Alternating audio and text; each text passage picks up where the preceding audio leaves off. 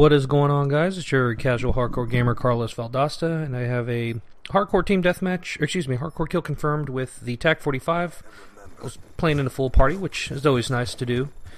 And I have a few different topics I want to talk about. The first is about E3, the Xbox One reveal in terms of games, and the PS4 reveal in terms of games.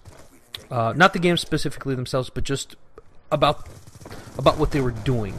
And I also want to talk a little bit about streaming. Oh, this is hilarious. I jumped off here looking for this guy. I was standing on his head. Wow. In any case, I'll start with the Xbox One, which I put up a video a few days ago about their end-user license agreement and why it's important to be able to understand what you do with their end-user license agreement in terms of when you're playing the games on that system. Working in software, I know what goes into building and creating end-user license agreements. Microsoft probably has a huge legal team, and the amount of scrutiny that goes into the wording and what's said and how information is put together on the end-user license agreement is probably an extraordinary amount of work. The other thing is it's probably very difficult to change once it's set. That's not to say that they can't or won't change. Oh, this is a terrible C4. Not to say that they can't or won't change it, but that it's very difficult to do so. Now, why that's important is that, consider this. Look at the people who are going to buy the Xbox One. All right? One, it's an American product in terms of being Microsoft. I think that Microsoft had a goal. I don't know how this guy didn't kill me. Had a goal to try and appeal to the masses. Well, the masses aren't gamers. I mean, there's a lot of gamers, but the masses, so to speak, or what I like to call the dumb masses, they don't understand what end-user licensing agreements are and those type of things. You're going to get a bunch of grandparents getting them for their grandkids, for Christmas and stuff like that. You're going to get a bunch of parents who are going to get something for their kids. That's all something that's fine in terms of purchasing the product and who they're targeting and everything like that. But I don't think they thought it through all the way. And while this might not happen very often, watch me get owned here. While it might not happen very often, I think that something is being overlooked that's going to have a big impact later. And what that is that there are a lot of rural places in the United States. The United States is huge. And that being said, you can't have cities everywhere. So, what does that mean? Well, I have family that lives in rural areas, and I don't know how to kill both those guys. There's a very good possibility that somebody, grandparent, parent, whatever, that's going to get an Xbox One for their kid this holiday season.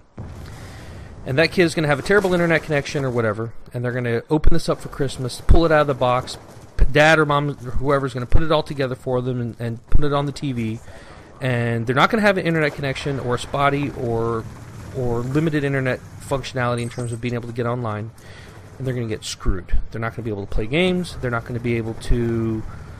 oh, God, Flak Jacket F me up there.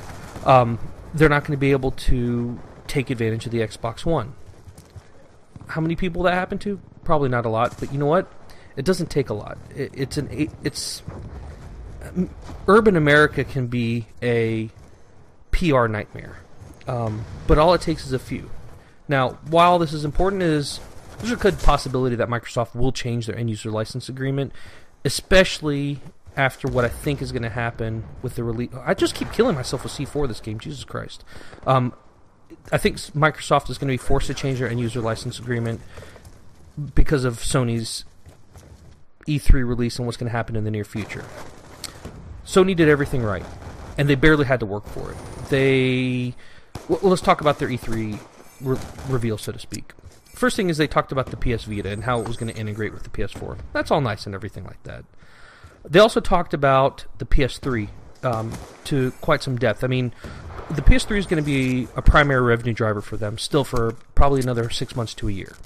I would say probably closer to a year. Next spring, that may change, but as of right now and for the foreseeable future, the PS3 is still going to be the revenue driver. The reason I say that is because most people will not be able to afford an Xbox One or a PS4 right off the bat. So they highlighted a lot of the titles that are coming out to the PS3. That's perfectly fine. They showed the PS4, what it looks like. They showed the games that was going to be coming out for it. All that was great and excellent. But near the end, when they were talking about what you can do on the PS4, that's where there was a big difference. Now, it's not anything groundbreaking or amazing. They basically had bullet points that said, you can continue to do the shit that you're already doing with your current system. You can buy and sell games. You can trade them. You can borrow a disc from somebody else and put it on your system, and it'll work. You don't have to do anything else. Now, can Microsoft change their end-user license agreement to give that same functionality capability? They'll also probably have to change some of the software functionality within the system. They can. And they may have to. And, well, they may not. I mean, maybe they're trying to move away from the hardcore gamers, which I think would be a mistake. Hardcore gamers are who made the Xbox what it is today, the Xbox One. All that being said, I think my decision's been made for me. I do not think I'm going to be getting an Xbox One. I think I'm going to get an PS4, and I may see. I don't know how this guy didn't kill me either. Maybe I have Host Pro. Maybe. It's a tough call, but I think that most of my friends, at least the consensus in terms of who I've talked to after watching the E3 release information, most of the people that I know are looking at picking up a PS4, and because I want to play with people and I want to play with friends, I think that's the way I'm going to go. I'm also kind of disappointed in Microsoft in terms of, I don't know, I saw a quote as draconian licensing agreement. I wouldn't go that far, but still pretty rough. In any case, that's enough about that. The next thing I want to talk about is I've been playing around with streaming to Twitch TV. I'll put a link in the description for my Twitch channel. I bet you can't guess what it is. It's twitchtv.carlos or /Carlos Valdosta. Yeah.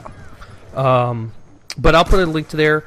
I'll just randomly start streaming. I've been streaming Black Ops 2. I've also been streaming some Trials Evolution. It was a little bit more difficult to set up on the PC side. I found a little bit of a trick to do it on the PS3 side. So I got everything to work. I got my audio. I also have the game audio plus any voices in the game. I got the levels to work right.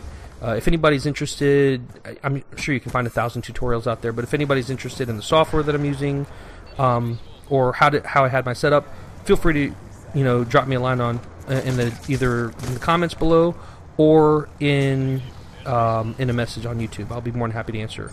I usually will tweet out when I'm going to do some live streaming, so if you want to follow me on Twitter, I'll put a link to my Twitter profile. Also, it's at Carlos Valdosta. I'm not original.